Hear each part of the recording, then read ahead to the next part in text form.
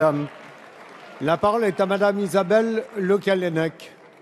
Merci, Monsieur le Président.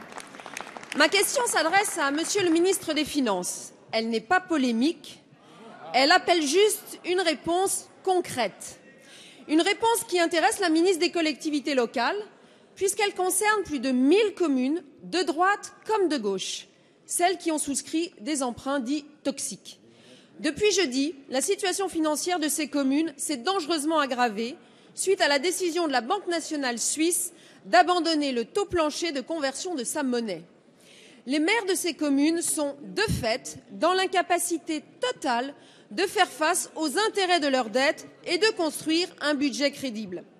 Pour certains d'entre eux, ils payent leur imprudence, mais pour d'autres, celle de leurs prédécesseurs qui s'étaient bien gardés de dire la réalité à leurs concitoyens avant les élections municipales.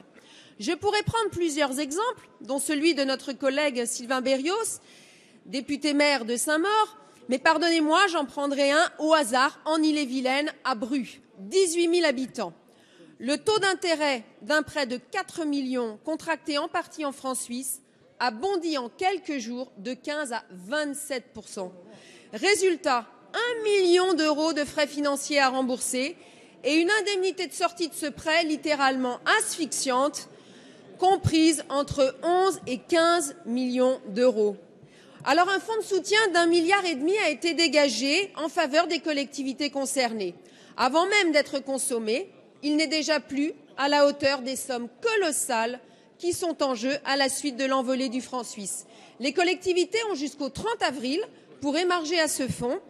Vous avez annoncé, Monsieur le ministre, une concertation avec l'ensemble des parties prenantes. Ma question est donc simple. Quand comptez-vous les réunir pour leur proposer quoi précisément et quel calendrier avez-vous retenu? Je vous remercie. Merci. La parole est à Monsieur Christian Eckert, secrétaire d'État chargé du budget. Monsieur le Président, Mesdames, Messieurs les députés, Madame la députée Le Callennec, ma réponse ne sera pas plus polémique que votre question. Votre question est légitime.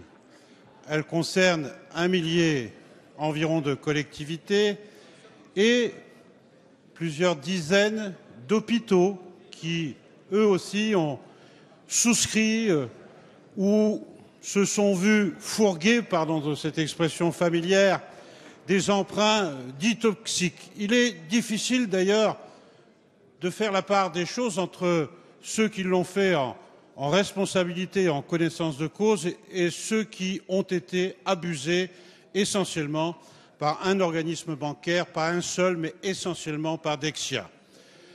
Les emprunts toxiques ont été logés à l'initiative de gouvernements précédents dans une structure qui s'appelle la SFIL, mais qui a la garantie de l'État. Le gouvernement, je ne suis pas sûr qu'un autre gouvernement eût choisi une autre solution, et donc ma réponse n'est pas polémique.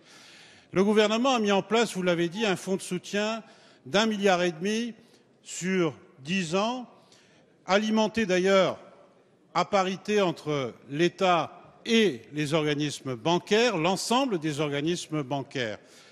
Pourquoi? Parce que certains ont mis en cause aussi la responsabilité de l'État qui, en tant qu'organisme de contrôle des collectivités, aurait, selon certains, manqué à de la vigilance dans ces contrôles. Et donc, le gouvernement a bien entendu observé les évolutions que vous avez signalées, je n'y reviens pas. Nous avons besoin d'évaluer l'ampleur des effets de cette brutale envolée du franc suisse. Il est vrai que cela peut atteindre plusieurs milliards d'euros. Dans les tout prochains jours, nous réunirons l'ensemble des parties prenantes. Nous avons déjà commencé avec la SFIL et nos services.